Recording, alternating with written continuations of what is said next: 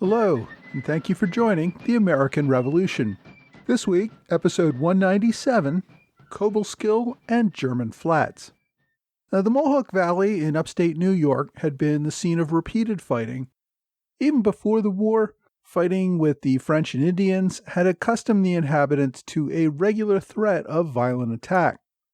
Beginning with the capture of Fort Ticonderoga in 1775, divisions between patriots in the area, as well as internal divisions among the Indian tribes, led to some of the most brutal and merciless combat of the war.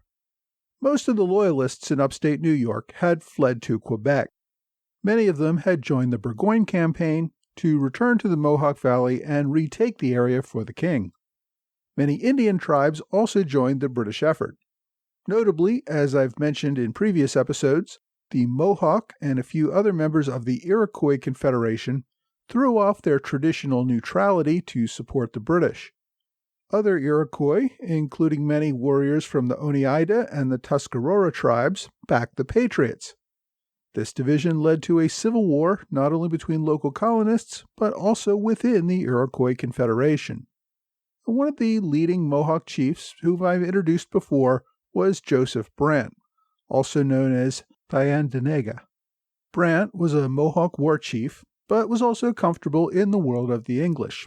He had visited London and was a Mason. He was also a relation of the Johnson family, which had lived and served as Indian agents in upstate New York for decades. Brant had been one of the primary leaders to convince the Mohawk to shed neutrality and join the British effort to crush the rebellion. He had led an army of warriors under General Barry St. Leger to capture Fort Stanwix in 1777. Working with Brant was Lieutenant Colonel John Butler of Butler's Rangers. I mentioned Butler back in episode 192 at the Wyoming Valley Massacre. He was a longtime resident of the Mohawk Valley and an associate of the Johnson family, as well as friends with Joseph Brant. Like other Tories, Butler had been forced to flee New York for Quebec and had organized a regiment of Loyalists to fight for the king. After the failure of the Saratoga campaign and the capture of Burgoyne's army, the British all but abandoned upstate New York. They destroyed Fort Ticonderoga and withdrew back to Quebec. While the regulars left, the Indians and settlers from upstate New York who had backed the Loyalist cause were not ready to give up their homes quite so easily. They continued to raid the areas around their old homes. These smaller raids picked up considerably in the spring of 1778. They still expected an eventual British victory and continued to fight against the rebels. Their raids into the Mohawk Valley were organized and orchestrated by the commanders in Quebec. General Guy Carleton had commanded Quebec for over a decade, well before the war began, and had also served in Quebec for many years before becoming governor. General Carleton, you may recall, had led the first effort to take Ticonderoga in 1776, only to get stuck fighting a naval battle on Lake Champlain with Benedict Arnold before withdrawing to Canada at the onset of winter. The following year, his second-in-command, General Burgoyne, returned from a visit to London, having convinced officials to let him lead the next invasion and force Carleton to remain in Quebec. General Carleton, of course, was rather upset that officials would not let him lead the campaign and submitted his resignation. While he awaited a response, he still had to deal with the mess left by Burgoyne's surrender. After the British destruction of Fort Ticonderoga and the withdrawal back to Quebec in November, the British retained a defensive fleet on Lake Champlain until winter ice prevented the Americans from sailing up to Canada for another invasion. Carleton ordered everything destroyed between Île-aux-Noix at the northern end of Lake Champlain and the settlement at Saint-Jean, about 20 miles further north. He turned that whole area in between into a bare no-man's land that would discourage any attempted winter invasion into Quebec. Remember, around this time, the Continental Congress was actually trying to put together just such an invasion under the command of General Lafayette. The Continental Army's inability to gather enough resources for the campaign was the main reason that it did not happen. Without Burgoyne's army, Carleton's smaller force in Quebec remained vulnerable. The British relied on the Loyalist and Indian raids into upstate New York to keep the Americans occupied. Over the winter, Carleton received word that the ministry had accepted his resignation and that he would be recalled to London later in the year. Carleton would receive a new appointment as governor of Charlemont in Northern Ireland.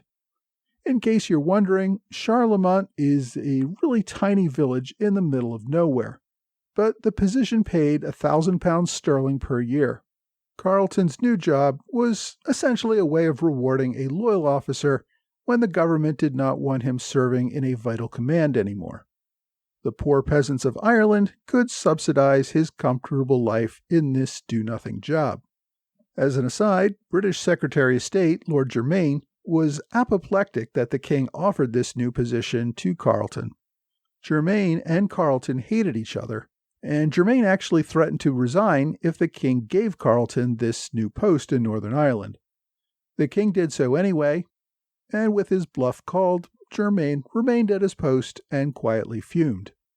Carleton's replacement in Quebec was General Friedrich Haldimand. I gave some background on Haldimand way back in episode 64. Haldimand had been second in command to General Thomas Gage at the outbreak of the war. Haldimand was Swiss-born and had served in the Prussian and Dutch armies before joining the British Army. He was recalled from America in 1775 primarily because London was considering replacing General Thomas Gage with General William Howe as North American commander. Haldimand was senior to Howe. It would have been awkward to have a more junior officer in overall command. London did not want Haldimand in overall command, as the leadership thought an English-born general would be best for this situation. So Haldimand had left Boston in June 1775, the day before General Howe fought the Battle of Bunker Hill. Back in London, the ministry wanted to reward Haldimand for all of his great work. They had given him a cash reward of £3,000 sterling upon his return, and also gave him a high-paying job as Inspector General of the West Indies. Apparently, the West Indies did not need close inspection because Haldimand remained in London and collected his salary there. Again, this was one of those do-nothing jobs for generals to hold between commands, paid for by locals who had no votes. You might recall this was one of those practices that the Continental Congress had raised in the Declaration of Independence for a reason why they did not want taxation without representation. For most of the next 3 years, Haldimand remained without a command and simply watched events unfold in America from his comfortable position in England. Then, in late 1777, probably shortly after word of Burgoyne's surrender reached London, Haldimand learned that he would be called off the bench and sent back to America, this time as the new governor of Quebec. It took a while to work out the travel arrangements and other matters, so Haldimand did not reach Quebec until late June of 1778. Haldimand's administration did not differ significantly from that of Carleton's. Haldimand actively supported raids into upstate New York, but focused primarily on keeping Canada safe from another American attack, and making sure the Canadians remained firmly in the Loyalist camp. The British had hoped to use terror and intimidation to get the Patriots to abandon the Mohawk Valley. If the Patriots wouldn't leave, they would be killed or taken prisoner. The result would be turning the area into a buffer between the Patriots in New York and the Loyalists in Quebec. The Patriots, of course, were organized to oppose this. For many years, New York Patriots had formed local committees of safety. These were quasi-legal organizations designed to further the cause, but also keep some level of law and order in areas where the king's peace was no longer protected by the colonial government. The committees were often made up of local politicians and militia leaders who could call out armed companies as needed. By 1778, open and outspoken Loyalists had pretty much all been taken into custody, executed, or forced to flee to Quebec. Any New Yorker found to be fighting for the British at this point would likely be executed on the spot if caught. In fact, a quick execution might be the best he could hope for, rather than a slower, torturous death. Many families of Loyalists had also been taken into custody, including Colonel Butler's wife and children. Because of this harsh treatment, many Loyalists who remained in the area kept their views to themselves and maintained a low profile to protect their land and family. In response to this, committees of safety began focusing more on people for whom there was no direct evidence that they had taken up arms, but who were suspected of harboring Loyalist sympathies. Not only did committees permit patriot mobs to harass and terrorize suspected Loyalists, but it also tolerated, some say encouraged, attacks from friendly Indians against Loyalist farms. It got so bad that in March, General Philip Schuyler wrote a letter to the Tryon County Committee of Safety saying that they really needed to stop encouraging the Oneida warriors to pillage and murder suspected Loyalists. In early 1778, the New York legislature ordered all local committees of safety to be shut down and replaced by commissioners of conspiracy, who would be appointed by the governor. Although these new commissioners would be patriots, local leaders feared they would be moderates who would not support the active and sometimes harsh suppression of the Tory threat.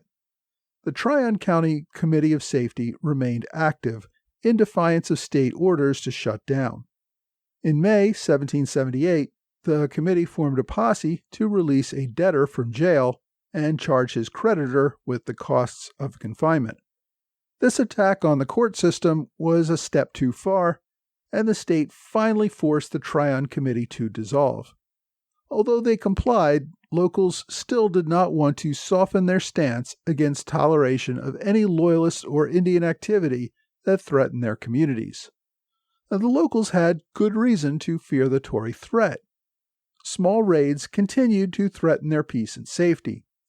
In March, Tories who had fled to Quebec joined with Indians to raid their hometown of Fairfield, near present-day Herkimer, New York.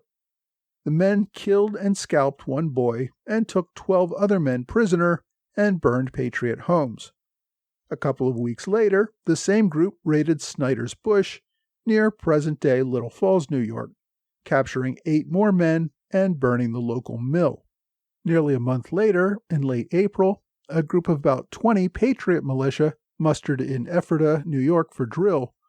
While the militia drilled, a group of Loyalists and Indians attacked and burned their homes outside of town.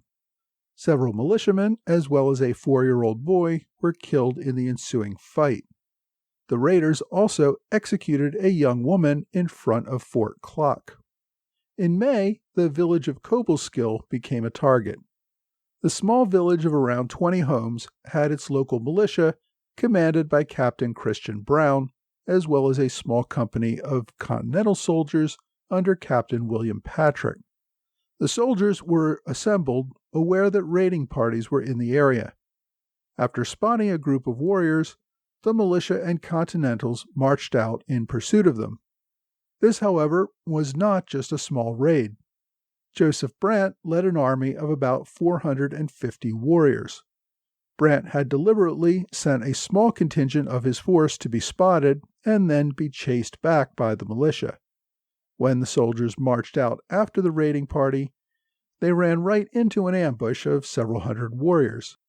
The attackers killed Captain Patrick and his lieutenant in the first assault, along with several others. The soldiers did put up brief resistance and returned fire. The number of attackers, however, were far too great. The men soon turned and ran for their lives. Most of those killed were Continentals, who had led the initial pursuit. After the fact, Captain Brown of the militia said that he had suspected an ambush and warned Captain Patrick of that possibility. Brown and most of the militia escaped with their lives. Several of the soldiers took refuge in a nearby house owned by George Warner. From there, the men fired on the pursuing Indians, thus drawing attention away from the rest of the militia company that was trying to escape.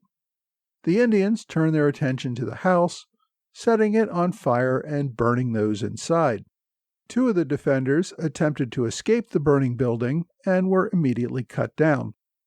According to one source, the raiders captured a Continental soldier there, who they later tortured to death. Others, though, were in fact able to escape.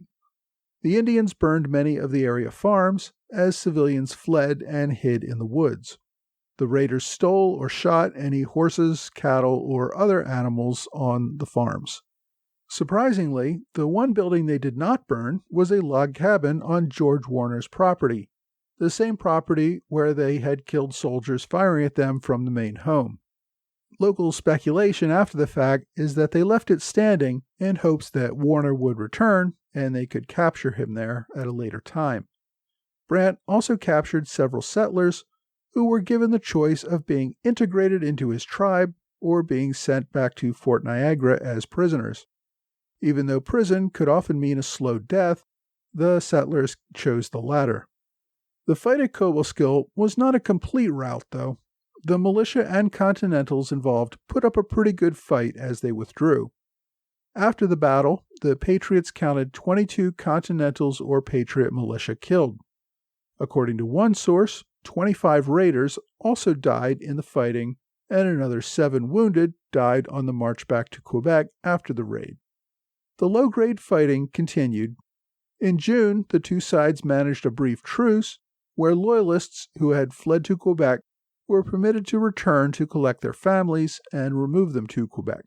According to the local patriots, these 100 Loyalists abused the terms of the truce and used the opportunity to capture several prisoners whom they removed to Quebec and also burned several homes along the way. In July, of course, residents heard about the Wyoming Valley Massacre just to the south in Pennsylvania, an event I covered in more detail back in episode 192. That same month, Joseph Brant led raids against the villages of Springfield and Andrewstown in New York, killing 8 and taking 14 prisoners. Now, these are only some examples of the many low-intensity raids, some on isolated farms or individuals, that kept the entire population of the Mohawk Valley on edge. Some families fled the area, but most had nowhere else to go.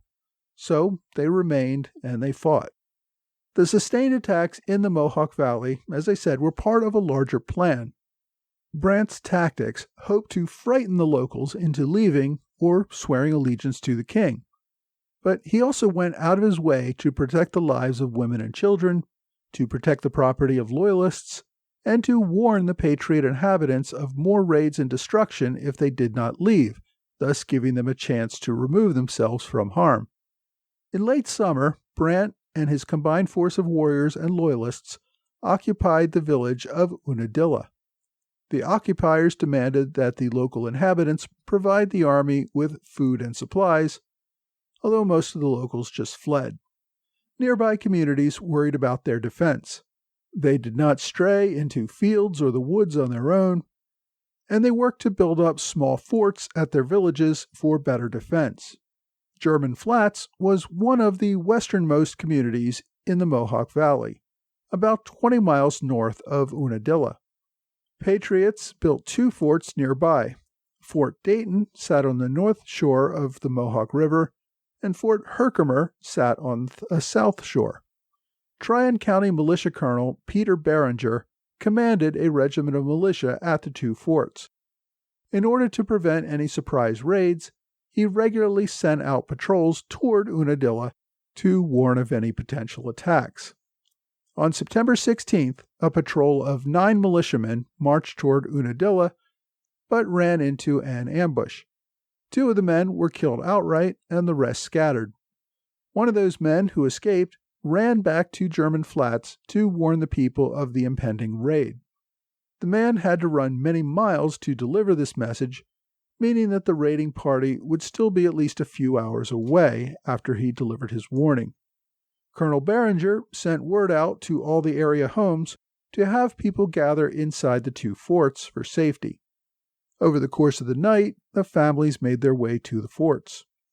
The raiders arrived at German Flats the following morning, September 17th. The attackers were several hundred strong, comprised of native warriors, primarily Mohawks under the command of Joseph Brant, but also some Tory militia from Butler's Rangers under the command of Captain William Caldwell. The attackers threatened the two forts, but found that the walls were too well defended. Rather than assault the forts directly, the raiders formed groups that spread into the area around the forts, burning homes, driving off horses, cattle, and other animals. Whatever animals they could not take with them, they killed. They also burned grain stored up for winter use, and pretty much anything else of value.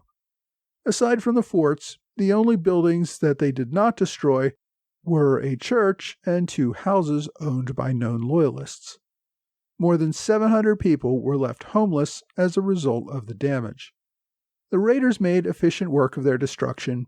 By noon, they had left the area.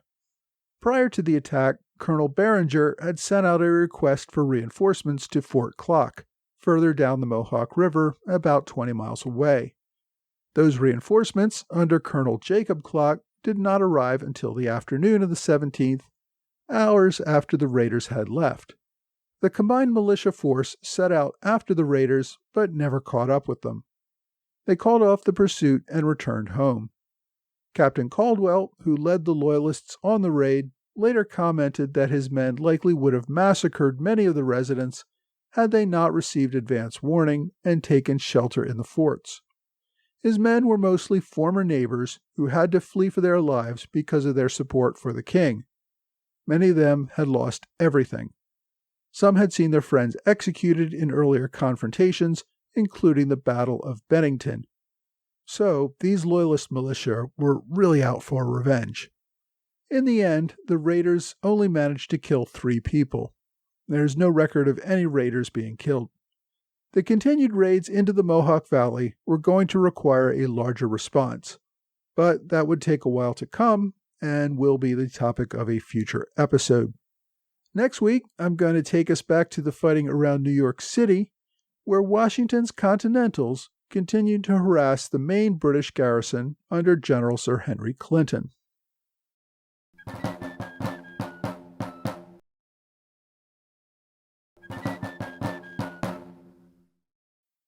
Hi, thanks for joining the American Revolution Podcast After Show.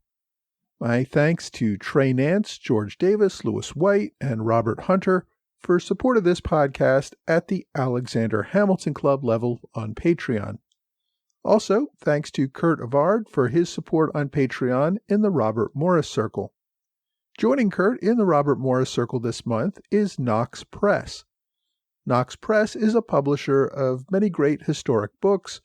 Among them are Revolutionary Princeton by Larry Kidder and John Hazlitt's World by David Price. I interviewed both of these authors recently for special episodes about their books.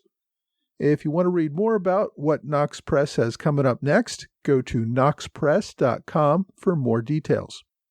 My thanks also to Jerry Bauer, Dominic Koleski, Tyler Sims, Brian Berry, and Sean Wright for one-time gifts via PayPal.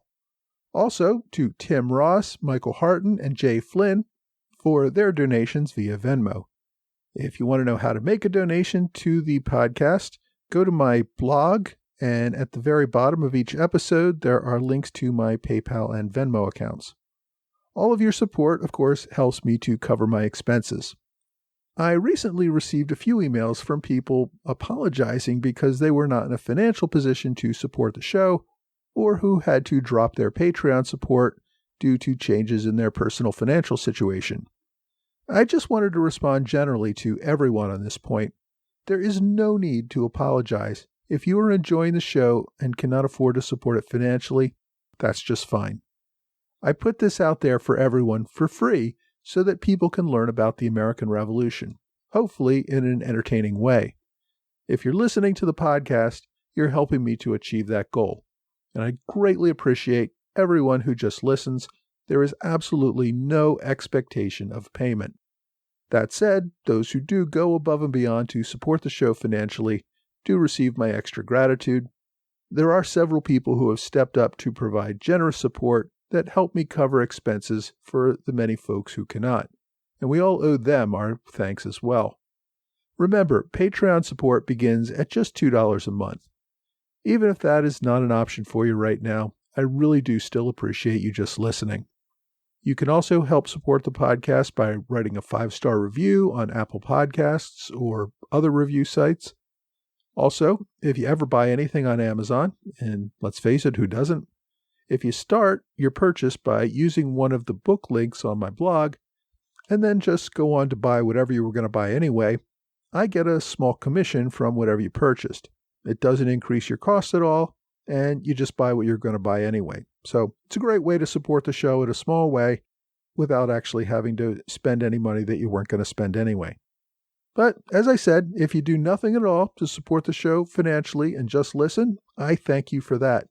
My goal, as I said, above all else, is to help people understand how the United States came into being and changed the course of the world. Your listening contributes to that goal, so thank you. Now, this week I covered a few of the many low-level skirmishes taking place in upstate New York. Despite the pullback of the British Army, this area was still heavily contested by loyalists, both native and of European descent, who were struggling with the Patriots for control of the territory.